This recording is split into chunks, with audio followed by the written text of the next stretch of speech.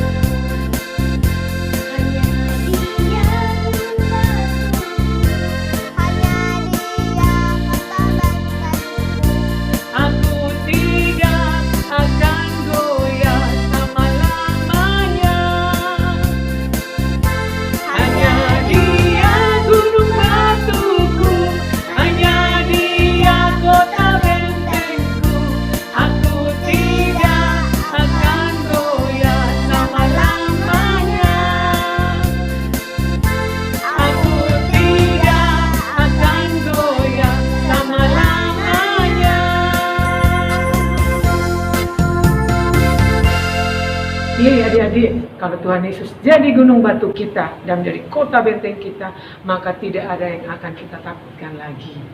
Nah adik-adik, kakak mau ajak kita naikkan satu pujian berikutnya. Ini adalah pujian permohonan kepada Tuhan untuk tetap melindungi dan menyertai kita dimanapun berada. Pujian ini juga mengingatkan kita untuk belajar mendoakan kota, tempat di mana kita berada. Yuk, kita sama-sama belajar pujian ini ya.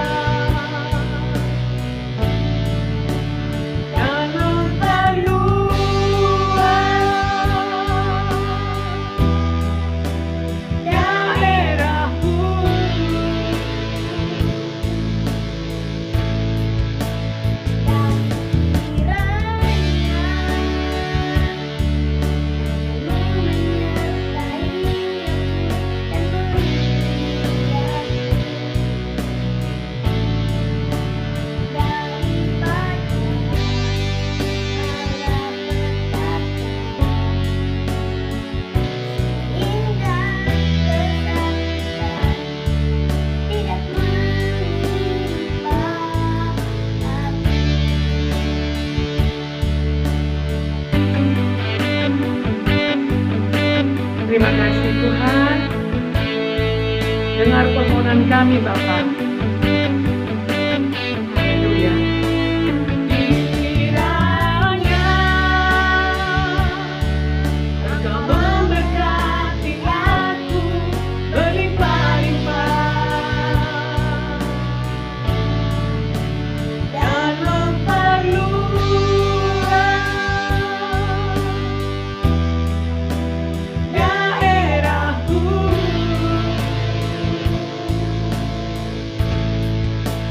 dan kiranya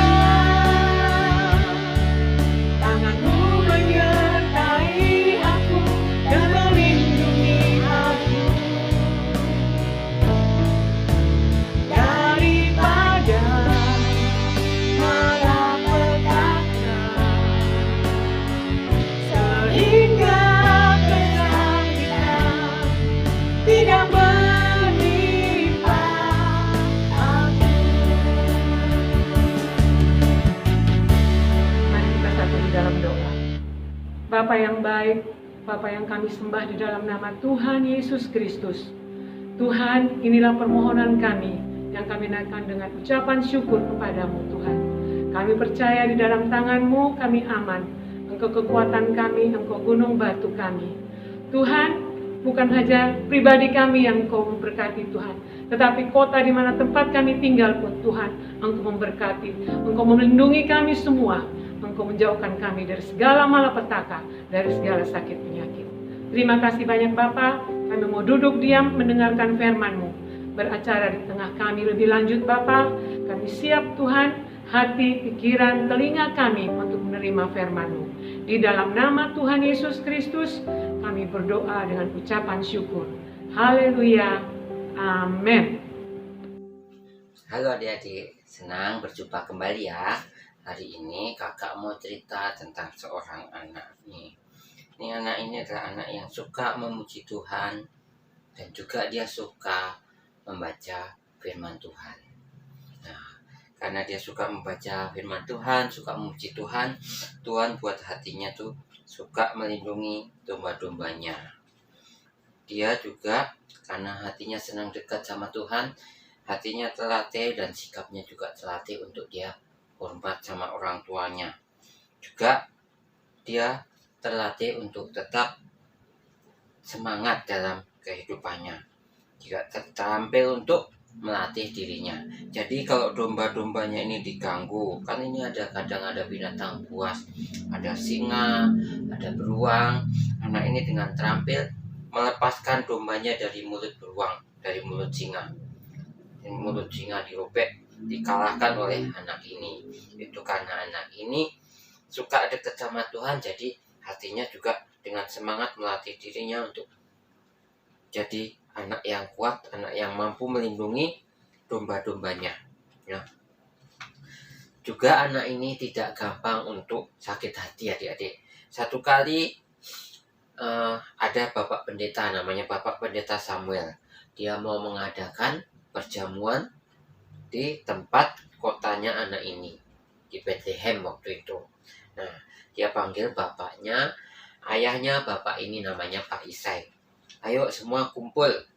Tapi anak ini dilupain, tidak diundang sama Pak Isai. Ya, anak ini sih maklum, mungkin karena papa mungkin tua lupa manggil aku. Tapi waktu Pak Pendeta ini nanya, Bapak Pendeta Samuel, dia mau memulai ibadahnya, dia nanya, memang udah semua anak ini anaknya kamu ikut Pak Isai? Oh iya, saya lupa Pak Samuel, Pak Pendeta, ada satu anak saya yang belum ikut. Nah, yang namanya Daud itu belum ikut. Ayo panggil sana, Pak Pendeta Samuel bilang gitu. Kita tidak akan makan, tidak akan minum, tidak akan duduk sebelum anak itu datang. Nah, itulah adik-adik, karena anak ini dekat sama Tuhan, dia dibela sama Tuhan. Nah, akhirnya setelah anak ini namanya Daud ya adik-adik, anak ini datang di perjamuan itu, barulah Pak Samuel memulai ibadahnya dan Tuhan menunjukkan pembelaannya dengan mengurapi anak ini menjadi hamba Tuhan. Diurapi pakai dituangin dengan minyak urapan waktu itu oleh Bapak Samuel. Nah, sejak saat itu anak ini, si Daud ini menjadi semakin diurapi Tuhan. Jadi roh Tuhan hinggap padanya. Daud menjadi semakin pintar dan semakin terampil. Adik-adik, karena semakin diurapi oleh Tuhan, anak ini, si Daud ini, semakin pintar memuji Tuhan, semakin pintar bermain musik. Nah, pada waktu itu, Raja Israel, rajanya tempat anak ini tinggal, namanya Raja Saul, sering dihinggapi oleh roh jahat. Jadi dia sering jadi tidak tenang, sering jadi galau gitulah adik-adik. Nah, orang-orang istana lalu punya ide untuk memanggil orang yang pintar main musik biar bisa menenangkan hati Raja Saul. Akhirnya terpilihlah si anak ini, si Daud ini. Dia akhirnya jadi pegawainya Raja Saul untuk menenangkan hati Raja Saul setiap kali ada roh jahat yang hinggap. Nah, itulah adik-adik fungsi atau akibat atau pengaruh dari orang yang dekat sama Tuhan. Jadi orang di sekitarnya menjadi tenang. Tiap kali si Daud ini memainkan musik, bernyanyi memuji Tuhan, hati Raja Saul yang biasanya gundah gulana, galau, jadi tenang. Nah, itulah adik-adik ya. Terus satu kali ayah Daud punya tugas buat Daud, tapi waktu itu Daud lagi tidak kerja, lagi libur dari tugasnya Raja Saul. Jadi waktu Daud di rumah, ayahnya Daud menugaskan Daud untuk membawakan makanan buat kakak-kakaknya.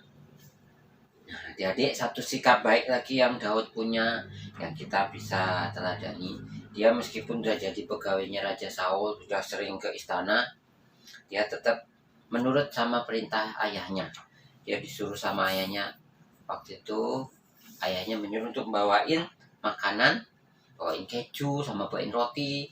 Nah, buat kakak-kakaknya. Kakak-kakaknya ini kerja jadi tentara, jadi prajuritnya Raja Saul. Nah, waktu itu Israel yang dipimpin dari Raja Saul lagi menghadapin sebuah tentara musuhnya waktu itu adalah tentara Filistin.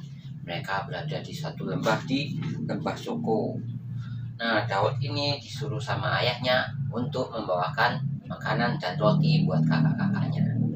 Daud menurut. Awalah dia sebelum dia bawa ke kakak-kakaknya, dia tetap ingat loh sama domba-dombanya. Dia sewa satu orang penjaga domba, dia titipin domba-dombanya. Pak, tolong jagain domba-dombaku ya sampai nanti aku kembali. Ya, aku sekarang mau ngelakuin tugas ayahku. Ayahku suruh aku buat roti buat kakak-kakakku yang ada di medan perang. Nah, di medan perang itu tadi di lembah Soko tadi. Nah, Daud ini dengan taat, dengan tertib dia melakukan tugas dari papahnya, dari ayahnya. Dia bawain roti sama keju buat kakak-kakaknya. Tapi sampai di sana Daud mendengar itu ada orang Filistin, nakut-nakutin orang Israel dan menghina orang Israel dan juga Allah Israel. Nah, Daud merasa terusik, kok ada orang yang merendahkan Allahnya kita, yang menghina orang Israel. Terus Daud kok lihat tentara-tentara Israel tidak ada yang berani. Sampai Raja Saul bikin sayembara, siapa yang berani melawan tentaranya Filistin. Waktu itu ada satu tentara Filistin yang tinggi banget, namanya Goliat. Nah, tapi tentara-tentara Israel tidak ada yang berani. Waktu si Daud sampai di medan perang, kakak-kakaknya malah menghina dia, mengejek dia. Daud, ngapain kamu kesini? Kamu pasti cuma pengen lihat kita perang ya, melihat orang-orang perang. Terus dibawa kemana domba-dombamu yang 2-3 ekor? Kakak-kakaknya bilang gitu di depan orang banyak. Tapi Daud tidak sakit hati. Daud mungkin mengabaikan rasa malunya diejek gitu sama kakaknya. Dia tetap nanya, emang apa yang mau dihadiahin raja? Meskipun Daud sebenarnya tidak kepingin sama hadiahnya itu, tapi hati Daud ini nggak terima kalau orang Israel dan Allahnya orang Israel dianggap kecil sama orang Filistin. Makanya Daud menawarkan diri untuk menjadi lawan atau menjadi tentaranya Saul untuk melawan si Goliat. Si Daud lalu dikasih baju perang sama Raja Saul, tapi Daud malah nggak bisa jalan. Terus Daud bilang, nggak usah dah pakai baju perang ini, tuanku raja. Daud lalu menghadapi Goliat pakai ketapel. Nah, dia cari batu dari dasar sungai, dicari 5 batu, kantongi Daud, lalu Daud melawan Goliat itu. Ditembaklah dia si Goliat pakai ketapelnya isi batu, toeng, kena kepalanya, jatuhlah. Akhirnya Daud jadi pemenang, dia berhasil mengalahkan Goliat yang sangat ditakutin tentara-tentara Israel. Nah, setelah Daud memenangkan pertarungan melawan Goliat, Daud dipuja-puja sama orang Israel. Sampai orang-orang Israel pada nyanyi-nyanyi, "Wih, Daud mengalahkan berlaksa-laksa, tapi Saul cuman beribu-ribu." Hati Saul jadi jengkel, dia jadi iri, jadi gak suka sama Daud. Saul lalu berusaha membunuh Daud. Dia mencoba membunuh Daud, dilemparnya Daud pakai tombak. Tapi Daud selalu berhasil menghindari lemparan tombaknya Raja Saul. Sampai 2 kali Daud berhasil menghindari lemparan tombaknya Raja Saul. Saul terus memburu Daud. Daud terus dikejar-kejar oleh Saul. Tapi Daud tidak dendam, Daud tidak sakit hati, Daud tetap menghormati Saul. Satu kali Daud dapat kesempatan untuk membunuh Saul. Waktu itu Saul masuk ke gua tempat Daud bersembunyi. Tapi Daud tidak membunuh Saul, dia cuma dirobein aja. Itu dirobein bajunya Saul. Terus satu kali juga waktu itu Saul lagi tidur di suatu bukit itu. Waktu perang, Daud punya kesempatan untuk membunuh, tapi tidak dilakukan. Daud cuma ngambil tempat minumnya Saul. Nah, itu semua karena Daud dekat sama Tuhan, jadi Daud tahu bahwa Daud tidak boleh mengusik atau melukai orang yang pernah diurapi oleh Tuhan. Daud menghormati firman Tuhan itu. Dan Daud tidak mau membalas kejahatan yang Saul sering lakukan sama Daud, tapi Daud menyerahkan itu semua kepada Tuhan Allahnya. Daud tetap dikejar-kejar oleh Raja Saul. Tapi meskipun Daud sering dan tetap dikejar-kejar oleh Raja Saul, Daud tidak melupakan hubungannya dengan Tuhannya. Daud bersembunyi di sebuah gua di En-Gedi namanya. Di gua itu Daud tetap memuji-muji Tuhan, tetap berdoa sama Tuhan. Bahkan banyak orang yang datang sama Daud. Mereka mungkin orang yang putus asa, yang punya utang, bingung cara bayarnya. Mereka datang sama Daud, terus minta perlindungan dari Daud. Nah, Daud ajarin tuh orang-orang itu. Sampai banyak loh adik-adik, sampai 400 sampai 600 orang datang sama Daud. Ikut Daud di gua itu, di En-Gedi itu.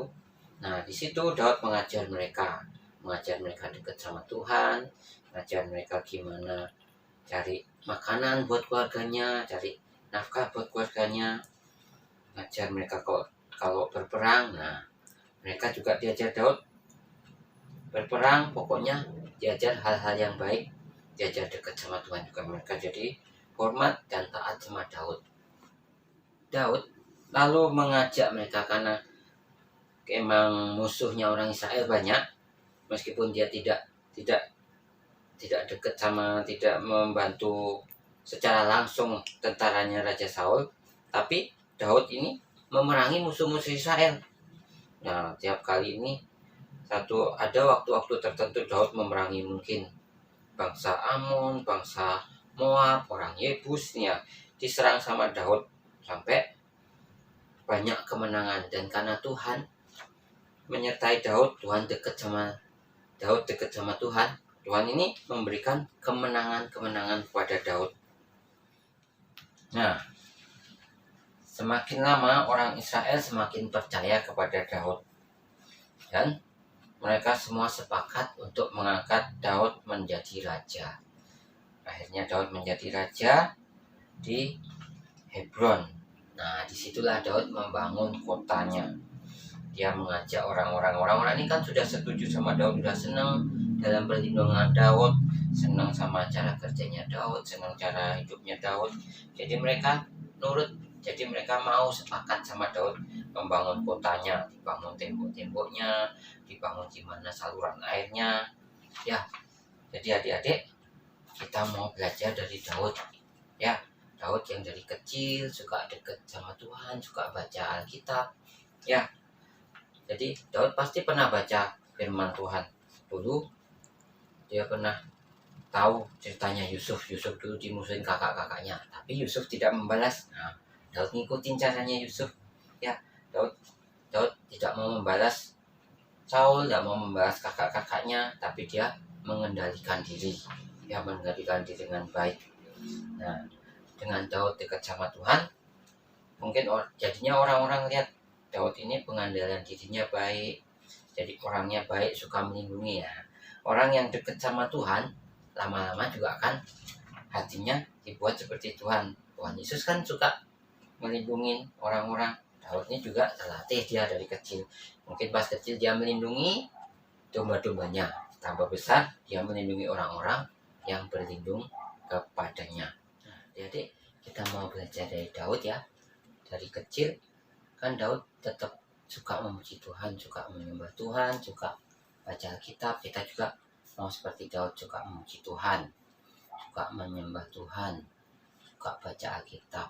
Dan Daud juga tetap melatih dirinya loh. Dia nggak bisa langsung pintar gitu melemparkan ketapiannya, batunya tanpa dia berlatih. Daud nggak bisa loh langsung pintar ngalahin beruang, ngalahin singa tanpa dia berlatih. Pasti tetap selain dia dekat sama Tuhan, selain dia suka memuji Tuhan, dia juga melatih dirinya, dia juga melatih kemampuannya. Jadi tambah besar dia juga suka melatih lemparannya biar jago tuh sampai kuliah jatuh. Mungkin juga pedangnya dia dilatih ya. Dengan juga tetap dia melatih cara ngomongnya sama teman-temannya. Kan dia tetap mengendalikan diri meskipun diejek sama kakaknya, diejek sama orang, tetap dia mengendalikan diri, tidak membalas ejekan mereka. Tetap mengatakan kata-kata yang baik. Nah, itu juga satu keterampilan adik-adik ya. Kita memperkatakan hal-hal yang baik itu dilatih. Nggak bisa orang langsung pintar ngomong hal-hal yang baik, menyemangati orang lain. Ya, itu adalah pengendalian diri. Itu datangnya dari kita suka dekat sama Tuhan. Ya, nah karenanya kita mau belajar dari kecil dekat sama Tuhan Yesus ya. Yuk, kita mau belajar satu ayat ya. Nanti jadi ayat masnya ya. Buat kelas kecil sampai kelas besar. Nanti tolong diapalin ayat masnya nih ya. Terus diucapin, terus serahin ke kakak-kakak guru sekolah minggunya ya. Kita mau baca ayat masnya di Amsal 16 ayat 32. Orang yang sabar melebihi seorang pahlawan. Orang yang menguasai dirinya melebihi orang yang merebut kota.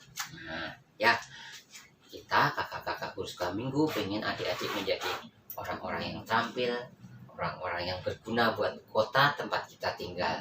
Adik-adik akan menjadi orang yang mungkin adik-adik punya cita-cita jadi arsitek, jadi orang pinter komputer, penyanyi, atau pengen jadi pemusik yang baik. Nah, latih ya diri adik-adik ya, belajar yang tekun, belajar dengan apa yang adik-adik sukai, apa yang adik-adik pengen cita-citakan, kejar ya, latih ya. Nah, kakak-kakak juga mau berdoa biar adik-adik berguna bagi kota tempat adik-adik tinggal. Tuhan Yesus yang baik, Bapa kami, Bapa pelindung kami, Bapa yang melatih kami untuk menjadi anak yang lebih baik, anak yang lebih terampil, anak yang lebih rajin, anak yang berguna buat kota tempat kami tinggal ya Tuhan Yesus. Tuhan, kami mau belajar seperti Daud. Kami mau membangun kota kami dengan membangun diri kami, dengan melatih diri kami menjadi anak yang pintar, anak yang terampil dalam semua bidang yang kami sukai. Kalau kami cita-cita pengen jadi dokter, pengen jadi arsitek, pengen jadi apapun Tuhan, pengen jadi ahli komputer atau pemain musik atau apapun ya Tuhan, ajari kami untuk mengejar cita-cita kami, melatih diri kami dengan baik, berikan kami hikmat-Mu ya Tuhan. Doa kami juga buat orang tua kami Tuhan, penuhi mereka dengan kecukupan Tuhan, perbendaharaan-Mu ya Bapa, biar mereka juga dengan cukup Tuhan, dengan kemampuan dari-Mu, mampu juga Tuhan menyediakan apa yang kami perlukan Tuhan Yesus untuk meraih cita-cita kami. Terima kasih Tuhan Yesus. Doa kami juga Tuhan buat kakak-kakak kudus sekolah minggu, buat opa Tuhan, Bapak pendeta kami Tuhan. Tuhan, Kau berikan Tuhan hikmat buat mereka Tuhan, biar mereka boleh Tuhan memberikan kami firman-Mu, memberikan kami tuntunan-Mu. Kami juga berdoa buat kota kami, tempat kami tinggal ya Bapa. Biarlah kota kami Tuhan menjadi kota yang nyaman untuk kami tempati, jauhkan kami dari segala kota kami dari segala bencana, dari segala mara bahaya, dari segala orang-orang yang jahat Tuhan. Tapi biarlah kota kami diisi dengan orang-orang yang mau membangun kota kami, mau membangun kota kami menjadi lebih sejahtera, menjadi lebih aman, dan menjadi lebih nyaman untuk ditempati ya Tuhan. Terima kasih Bapa di surga, terima kasih buat firman-Mu, terima kasih buat hikmat-Mu. Kami bersyukur, kami berterima kasih dalam nama Tuhan Yesus Kristus. Amin. Mazmur 121 ayat 2. Pertolonganku ialah dari Tuhan yang menjadikan langit dan bumi. Mazmur 121 ayat 2. Pertolonganku ialah dari Tuhan yang menjadikan langit dan bumi. Mazmur 121 ayat 2. Pertolonganku ialah dari Tuhan yang menjadikan langit dan bumi. Mazmur 121 ayat 2. Pertolonganku ialah dari Tuhan yang menjadikan langit dan bumi. Shalom. Mazmur 121 ayat 2. Pertolonganku ialah dari Tuhan yang menjadikan langit dan bumi. Amin. Makasih. I love you. Mazmur 121 ayat 2. Pertolonganku ialah dari Tuhan yang menjadikan langit dan bumi. Aku akan mengandalkan Tuhan sebagai penolongku karena Dia hebat. Terima kasih. 121 ayat 2. Pertolonganku ialah dari Tuhan yang menjadikan langit dan bumi. Aku akan mengandalkan Tuhan sebagai penolongku karena Dia hebat. Mazmur 121 ayat 2. Pertolonganku ialah dari Tuhan yang menjadikan langit dan bumi. Aku akan mengandalkan Tuhan sebagai penolongku karena Dia hebat.